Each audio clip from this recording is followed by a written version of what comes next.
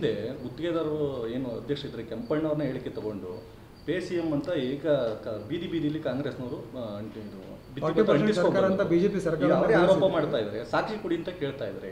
ಇದೊಂದು ಭ್ರಷ್ಟ ಸರ್ಕಾರ. ನಿಮ್ಮ ಪಕ್ಷದ ಮಾಜಿ ಸಚಿವರೇ ಬೆಳಗ್ಗೆ ಎದ್ದು ಡಂಗೂರು ಹೊಡಿತಾ ಇದ್ದಾರೆ ಅಂತ ಹೇಳ್ತಾರೆ. ನೋಡಿ, ಒಬ್ಬೊಬ್ಬರ ಆಸೆ ಒಂದೊಂದು ರೀತಿ ಇರ್ತದೆ. ಎಲ್ಲರ ಆಸೆ ಆಕಾಂಕ್ಷೆಗಳನ್ನು ಈಡೇರಿಸೋದು ಕಷ್ಟ ಆಗ್ತದೆ. ಕೆಲವರು ಆ ಒಂದು ನಿಟ್ಟಿನಲ್ಲಿ ಆರೋಪಗಳನ್ನು ಮಾಡ್ತಕ್ಕಂಥದ್ದು ಸಹಜ. ಇವತ್ತು ಸರ್ಕಾರ, ಮುಖ್ಯಮಂತ್ರಿಗಳು ಬಹಿರಂಗವಾಗಿ ತಿಳಿಸಿದ್ದಾರೆ, ನಾವು ಎಲ್ಲ ತನಿಖೆಗೂ ಸಿದ್ಧವಾಗಿದ್ದೇವೆ, ನಾವು ಏನು ತನಿಖೆ ಬೇಕೋ ಮಾಡ್ತೇವೆ, ಮುಕ್ತವಾಗಿ ಒಂದು ಭ್ರಷ್ಟಾಚಾರ ರಹಿತ ಸರ್ಕಾರವನ್ನು, ಜನಸ್ನೇಹಿ ಆಡಳಿತವನ್ನು ಕೊಡಲಿಕ್ಕೆ ಮುಖ್ಯಮಂತ್ರಿಗಳು ಮತ್ತು ಉಪಮುಖ್ಯಮಂತ್ರಿಗಳು ಬದ್ಧವಾಗಿದ್ದೇವೆ ಅಂತಕ್ಕಂಥ ಮಾತುಗಳನ್ನು ಹೇಳ್ತಾ ಇರೋದ್ರಿಂದ ಇನ್ನೂ ನಾವು ಯಾವುದೋ ಟೆಂಡರ್ಗಳೇ ಕರೆದಿಲ್ಲ, ಕೆಲಸಗಳೇ ಶುರುವಾಗಿಲ್ಲ, ಈಗ ಕರೀತಾ ಇದ್ದಾರೆ. ಆಗಲೇ ಭ್ರಷ್ಟಾಚಾರದ ಆರೋಪಗಳನ್ನು ಹೊರಿಸ್ತಕ್ಕಂಥದ್ದು ಎಷ್ಟು ಸರಿ ಅಂತಕ್ಕಂಥದ್ದು ಇವತ್ತಿನ ಚರ್ಚೆ. ಸ್ವತಃ ಕೆಂಪಣ್ಣವ್ರು ಹೇಳಿದ್ದಾರೆ ಅಂತ ಹೇಳ್ತಾರೆ. ಕೆಂಪಣ್ಣವ್ರು ಹೇಳಿದ್ದಾರೆ. ಕೆಂಪಣ್ಣವರು ಇಂದಿನ ಸರ್ಕಾರದ ಆರೋಪವನ್ನು ಮತ್ತೆ ಪುಷ್ಟೀಕರಿಸುವಂತೆ ಹೇಳಿದ್ದಾರೆ.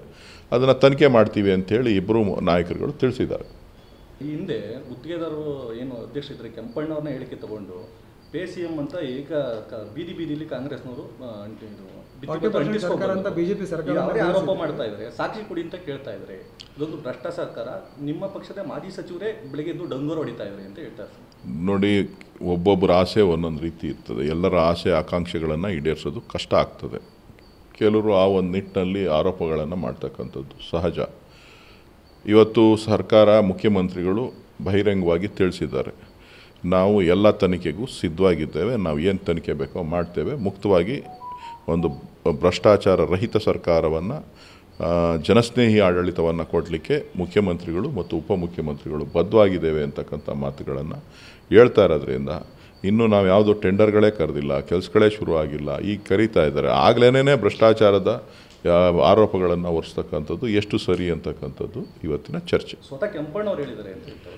ಕೆಂಪಣ್ಣವ್ರು ಹೇಳಿದ್ದಾರೆ. ಕೆಂಪಣ್ಣವರು ಇಂದಿನ ಸರ್ಕಾರದ ಆರೋಪವನ್ನು ಮತ್ತೆ ಪುಷ್ಟೀಕರಿಸುವಂತೆ ಹೇಳಿದ್ದಾರೆ. ಅದನ್ನು ತನಿಖೆ ಮಾಡ್ತೀವಿ ಅಂತೇಳಿ ಇಬ್ಬರು ನಾಯಕರುಗಳು ತಿಳಿಸಿದ್ದಾರೆ.